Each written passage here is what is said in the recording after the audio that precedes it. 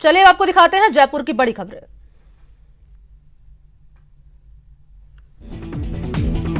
CM Gehlot ने शिवगंज में कांग्रेस कार्यालय का वर्चुअल उद्घाटन किया। कार्यक्रम में पीसीसी चीफ गोविंद सिंह डोटासरा और अजय माकन भी वीसी के जरिए जुड़े।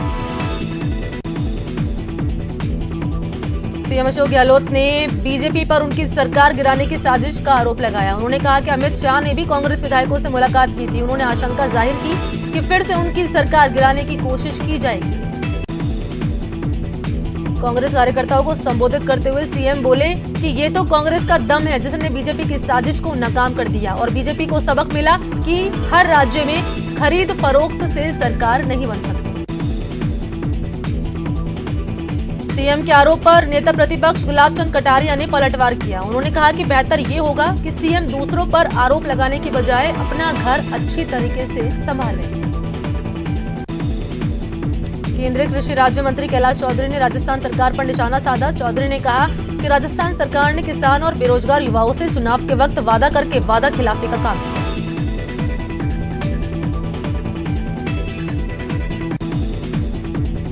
प्रदेश में पंचायती राज चुनाव के चौथे और आखिरी चरण की वोटिंग खत्म हो गई है। 21 जिलों की 46 पंचायत समितियों के लिए वोटिंग हुई। वोटिंग को लेकर सुरक्षा के कड़े इंतजाम किए गए। जयपुर हेरिटेज नगर निगम की मेयर मुनीश गुर्जर ने शास्त्री नगर के भट्टा बस्ती और कावटिया सर्किल का दौरा किया। इस दौरान गंदगी दिखने पर उन्होंने अधिकारियों को फटकार लगाई और सफाई व्यवस्था दुरुस्त करने के निर्देश दिए। जयपुर विकास प्राधिकरण ने आर्थिक रूप से कमजोर और मध्यम आय वर्ग के लोगों से 1024 फ्लैट्स और 111 भूखंडों के लिए ऑनलाइन आवेदन मांगे। आवेदन की अंतिम तिथि 6 दिसंबर यानी कल है। कृषि कानून के विरोध में अखिल भारतीय किसान संघर्ष समन्वय समिति द्वारा जयपुर में शहीद स्मारक पर प्रदर्शन किया गया। विभिन्न वाम दल और संगठनों के पदाधिकारी भी इस प्रदर्शन में शामिल। प्रदर्शन के दौरान केंद्र सरकार के पुतले की यात्रा निकालकर पुतला दहन किया गया। इस दौरान कृषि कानूनों की भी होली जलाई गई। संघर्ष समन्वय समिति द्वारा 10 दिसंबर तक जन जागरण अभियान चलाया जा रहा है, जिसके तहत कृषि कानून के विरोध में कई कार्यक्रम का आयोजन किया जा रहा है। चलिए अब दिखाते हैं आपको कोटा की बड़ी खबरें। कोटा में अखिल भारतीय किसान संघर्ष समन्वय समिति के आह्वान पर किसानों ने काला तालाब गांव में प्रधानमंत्री नरेंद्र मोदी का पुतला जलाया। किसानों ने किसान नेता अब्दुल हमीद गौड़ के नेतृत्व में केंद्र सरकार के खिलाफ 3 कृषि कानून को वापस लेने की मांग को लेकर विरोध प्रदर्शन किया। कोटा में पुरानी रंजिश को लेकर एक युवक पर कुछ लोगों ने हमला कर दिया। गंभीर हालत में युवक को अस्पताल में भर्ती करा दिया।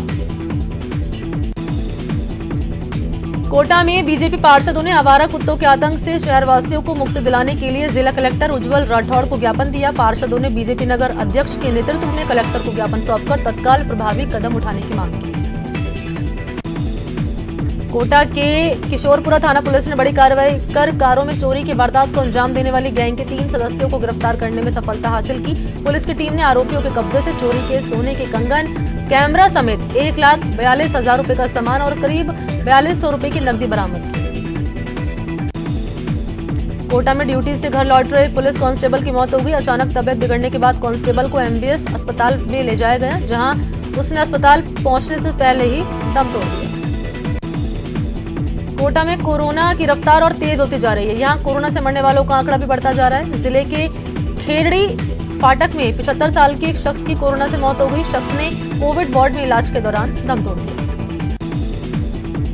कोटा के इटावा में नगर पालिका प्रशासन ने कोरोना जागरूकता रैली निकाली। इस दौरान लोगों को मास्क और पंपलेट बांटे गए। कोटा के कनवास उपखंड प्रशासन ने बड़ी कार्रवाई की। प्रशासन ने चारागाह की 20 बीघा जमीन को अतिक्रमण मुक्त कराया। कार्रवाई से अतिक्रमणकारियों में हड़कंप है। कोरोना काल में पुलिसकर्मी एक दिन के अवकाश के लिए तरस रहे हैं। इसी दौर में कोटा ग्रामीण के एसपी शरद चौधरी ने एक सकारात्मक पहल की। कोरोना के बढ़ते आंकड़ों को और खतरे को देखते हुए कोटा ग्रामीण एसपी शरद चौधरी ने सर्दी, खांसी, जुकाम समेत कोरोना के सामान्य लक्षण मिलने वाले पुलिसकर्मियों को तुरंत क्वारंटीन होने के निर्देश दिए। कोटा के जगपुरा गांव में बंदरों का आतंक लोगों के लिए परेशानी का सबब बन गया है। जगपुरा गांव में बंदर ने एक बच्चे पर हमला कर दिया, जिससे बच्चा पूरी तरह से घायल हो गया। अब देखते हैं भरतपुर की बड़ी खबरें। आगामी 11 दिसंबर को भरतपुर की कुम्हेर नगर पालिका में होने जा रहे चुनावों की तैयारियां जोरों पर है। नगर पालिका चुनाव प्रभारी नवरत्न नारानिया की अध्यक्षता में बैठक की गई। बैठक में चुनावों में जी जान जुटकर बीजेपी का बोर्ड बनाने का आह्वान किया गया। भरतपुर में राजस्थान कर्मचारी चयन बोर्ड द्वारा कनिष्ठ अभियंता संयुक्त सीधी भर्ती परीक्षा की तैयारी को लेकर एडीएम की अध्यक्षता में बैठक हुई। 2 पालियों में होने वाली परीक्षा के लिए परीक्षा केंद्रों को सैनिटाइज किया जा रहा है। परीक्षार्थियों को बिना मास्क के एंट्री नहीं दी जाएगी। भरतपुर के आरबीएम अस्पताल में कार्यरत नर्स के साथ उसके बेटे और दोस्तों ने मारपीट की। पीड़ित नर्स ने थाने में केस दर्ज करा दिया है। भरतपुर की गोपालगढ़ पुलिस ने एटीएम लूट के मामले में फरार चल रहे 2 आरोपियों को गिरफ्तार करने में सफलता हासिल की। 16 मई साल 2020 को एटीएम लूट हुई थी। भरतपुर पुलिस ने दुकान से मोबाइल चोरी के आरोपी सोनू को गिरफ्तार किया। आरोपी बयाना का रहने वाला है। पुलिस ने सीसीटीवी फुटेज के आधार पर आरोपी को गिरफ्तार किया। भरतपुर के गोपालगढ़ में पुलिस एक्शन में है। पुलिस अधीक्षक अमनदीप सिंह कपूर के नेतृत्व में धरपकड़ अभियान चलाया जा रहा है। पुलिस ने कार्रवाई करते हुए 7 महीने से फरार चल रहे 2 आरोपियों को गिरफ्तार किया। दोनों आरोपी 7 महीने से फरार चल रहे थे। भरतपुर में जुगाड़ कर बनाए गए बाइक रिक्शा सड़कों पर दौड़ते हुए नजर आते हैं। इन बाइक रिक्शा का ना तो कोई पंजीयन हो रहा है और ना ही चालक अपने जुगाड़ से बनाए गए बाइक रिक्शा को चलाते समय लाइसेंस को रखते हैं। बिना कागजात के चल रहे सैकड़ों बाइक रिक्शा कभी भी दुर्घटना करके भाग जाते हैं। वहीं शहर में जगह जगह ट्रैफिक पुलिस के जवान भी तैनात रहते हैं, लेकिन इन्हें रोककर कभी इनसे कागजात के बारे में नहीं पूछा जाता। भरतपुर में नगर थाना पुलिस ने ऑनलाइन ठगी के मामले में 2 आरोपियों को गिरफ्तार किया। पुलिस ने बताया कि दोनों आरोपी ऑनलाइन सामान बेचकर लोगों से ठगी करते थे, जिसके चलते पुलिस ने दोनों आरोपियों को गिरफ्तार कर उनसे पूछताछ कर रही है। भरतपुर में डीग सिविल न्यायाधीश कनिष्ठ खंड डीग के आदेशों की अनुपालना पर कार्रवाई हुई और 2 जेसीबी, 2 ट्रैक्टर, 7 कचरा गाड़ियां और अधिशासी अधिकारी के ऑफिस और पालिका कार्यालय के सामान कुर्क हुए। अब देखते हैं अजमेर की बड़ी खबरें। एक और जहां देश में बाल मजदूरी को खत्म करने के लिए सरकार बड़े बड़े दावे कर रही है, लेकिन फिर भी सरकार के दावे फेल हो रहे हैं। अजमेर के तोप दड़ा रेलवे फाटक के पास का पूरा मामला है, जहां पर रेलवे ट्रैक का काम चल रहा है, लेकिन यहां पर कई बच्चे मजदूरी करते हुए नजर आए हैं। अजमेर में केकड़ी में ग्रामीणों की सजगता से अवैध डोडा पोस्ट के साथ एक कार को पकड़ा गया, जिसको ग्रामीणों ने पुलिस के हवाले कर दिया। अजमेर नगर निगम ने भी लोगों को सुविधा देते हुए सारे कार्य ऑनलाइन कर दिए हैं। इससे लोग घर बैठे अपना काम कर सकेंगे। निगम उपायुक्त गजेंद्र सिंह रलावता ने बताया कि कोरोना संक्रमण को देखते हुए कम लोगों को कार्यालय बुलाने का आदेश दिया गया है। अजमेर की अलवर गेट थाना पुलिस ने अवैध शराब के खिलाफ कार्रवाई करते हुए एक शख्स को गिरफ्तार किया। उसके पास से 226 अवैध शराब की बोतल बरामद की। अजमेर के कृष्णगंज थाना इलाके में एक नाबालिग के साथ दुष्कर्म करने का मामला सामने आया, जिसके बाद पीड़िता ने 2 आरोपियों के खिलाफ मामला दर्ज कराया। पुलिस ने मामला दर्ज कर जांच शुरू की। अजमेर अलवर गेट थाना पुलिस ने सीआरपीएफ कांस्टेबल भर्ती परीक्षा में बैठने वाले एक फर्जी परीक्षार्थी को गिरफ्तार किया। पुलिस के मुताबिक 20 जनवरी 2020 को सीआरपीएफ कांस्टेबल भर्ती परीक्षा थी, जिसमें परीक्षार्थी राकेश गुर्जर की जगह किसी दूसरे ने लिखित परीक्षा दी। उसके बाद फिजिकल टेस्ट में खुद राकेश गुर्जर पहुंचा, जिसका बायोमेट्रिक मिलान टेस्ट होने के दौरान नहीं पाया गया। पुलिस ने उसको अरेस्ट कर लिया। अजमेर के विजयनगर कस्बे में सास बहू के झगड़े में बहू के हाथों सास की हत्या का मामला सामने आया है, जिस पर पुलिस ने जांच शुरू कर दी है। अजमेर के आदर्श नगर थाना इलाके में निर्माणाधीन मकान में मजदूरी का काम कर रही महिला अचानक छत से गिर गई, जिससे उसकी दर्दनाक मौत हो गई। पुलिस ने महिला का शव का पोस्टमार्टम कराकर परिजनों को सौंप दिया।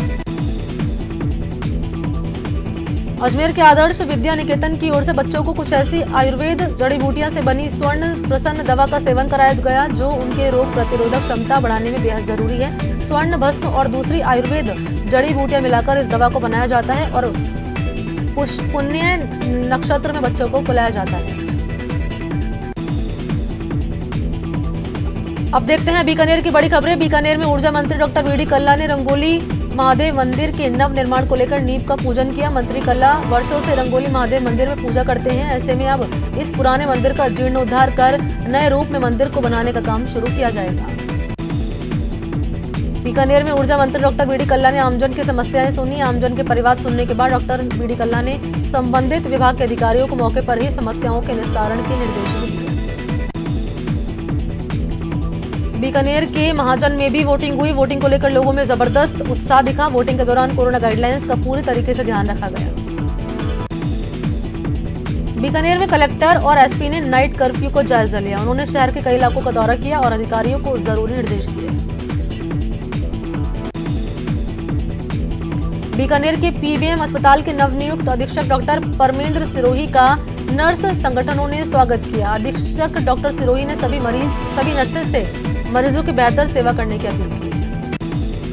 बीकानेर की कोटगेट थाना पुलिस ने दुकान का ताला तोड़कर रंगे हाथों चोर को गिरफ्तार किया। पुलिस के मुताबिक 3 दिसंबर को थाना क्षेत्र के गणपति प्लाजा में एक मोबाइल दुकान के ताले तोड़कर कुछ सामान चोरी होने का मामला सामने आया था, जिस पर विशेष गश्त बढ़ाई गई थी और पुलिस ने आरोपी को पकड़ लिया। बीकानेर पीबीएम अस्पताल में नवनियुक्त अधीक्षक डॉक्टर परमेंद्र सिरोही का नर्सेज संगठनों की ओर से स्वागत किया गया। अधीक्षक कार्यालय के बाहर सभी नर्सेज संगठन से जुड़े नर्सेज ने फूल माला पहनाकर अधीक्षक का स्वागत किया। रोटरी क्लब द्वारा पंचायत भवन में जनसभा कर महिलाओं को ज्यादा से ज्यादा पौधे लगाने की अपील की गई। कोरोना महामारी के समय हमें घरों में पौष्टिक सब्जियां लगाकर अच्छे समाज का निर्माण करने की जरूरत होती है। हरित क्रांति लाने का जन जन को सुंदर संदेश महिलाओं को रोटरी क्लब द्वारा दिया गया। बीकानेर में यातायात पुलिस ने शहर के मुख्य बाजार में सड़क पर बनी अस्थायी दुकान और अतिक्रमण को हटाने की शुरुआत की। कोटगेट से लेकर KEM रोड पर यातायात पुलिस के जवानों ने दुकानदारों से समझाइश कर सड़क को खाली करवाया। बीकानेर में घर से लापता व्यक्ति का शव कोडम देसर नहर में मिला। पुलिस ने शव को नहर से बाहर निकलवाकर अस्पताल की मोर्चरी में रखवाया। पुलिस ने मामले की जांच शुरू कर दी। दिखाते हैं आपको उदयपुर की बड़ी खबरें। उदयपुर में पंचायत चुनाव का आखिरी चरण का चुनाव संपन्न हुआ। मतदान में महिलाओं की संख्या अच्छी खासी तादाद में रही। शुरुआती दौर में पुरुषों से ज्यादा महिलाओं की भीड़ रही। दिल्ली में किसानों की ओर से चल रहे आंदोलन को अलग अलग राजनीतिक दलों का समर्थन भी मिल रहा है। दक्षिणी राजस्थान में किसान आंदोलन को समर्थन देते हुए बीटीपी अब उनके हक में आवाज उठा रही है। उदयपुर में भारतीय ट्राइबल पार्टी के कार्यकर्ताओं ने मोहता पार्क से कलेक्ट्रेट तक आक्रोश रैली निकाली। उदयपुर में सुबह और शाम सर्दी का एहसास होने लगा है, लेकिन दोपहर में धूप का पूरा एहसास करा रही है। हालांकि पिछले दिनों के मुकाबले दिन के तापमान में मामूली गिरावट आई है। मौसम विभाग से जारी आंकड़ों के हिसाब से ज्यादातर तापमान 31.5 डिग्री और न्यूनतम तापमान 10.2 डिग्री दर्ज किया गया। उदयपुर के अंबा माता थाना इलाके में लोगों ने ट्रांसफार्मर लगाने के खिलाफ जमकर हंगामा किया। बिजली विभाग के कर्मचारी एक निजी होटल संचालक की अर्जी पर सड़क किनारे 40 किलोवाट का ट्रांसफार्मर लगा रहे थे। उदयपुर के जावर थाना इलाके में रोडवेज बस की चपेट में आने से 2 युवक की दर्दनाक मौत हो गई। हादसे के बाद बस चालक फरार हो गया।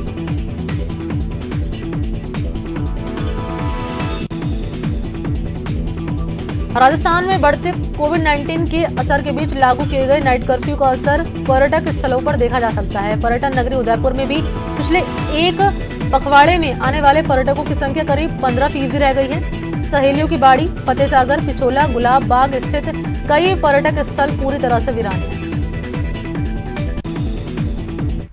यहाँ रुकता छोटे से ब्रेक के लिए, जल्द लौटते हैं।